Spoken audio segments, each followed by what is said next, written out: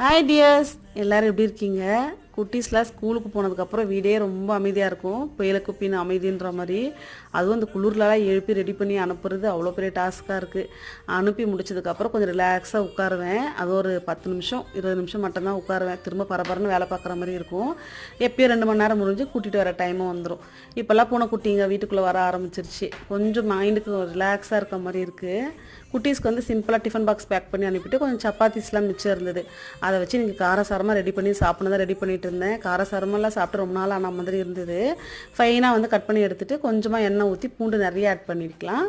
வெங்காயம் நிறைய ஆட் பண்ணிவிட்டு பச்சை மிளகா காரத்துக்கு ஏற்ற மாதிரி ஆட் பண்ணிவிட்டு இன்றைக்கி குடமிளகாயும் கேரட் இருந்துச்சு, அதையும் போட்டு நல்லா கலந்துட்டு உப்பு போட்டுட்டு ஓரளவுக்கு ஒரு 80% குக் ஆனால் போதும். திரும்ப வந்து தனி மிளகாய் தூளும் கரம் மசாலா ஆட் பண்ணிவிட்டு கொஞ்சமாக chilli sauce soya sauce add பண்ணிவிட்டு நல்லா மிக்ஸ் பண்ணி எடுத்துக்கலாம். தண்ணி லேசாக தெளித்து விட்டுட்டு லோ ஃப்ளேமில் குக் பண்ணி எடுத்தோன்னா சூப்பராக ரெடி ஆயிரும். தேங்க்ஸ் ஃபார் வாட்சிங். பாய்.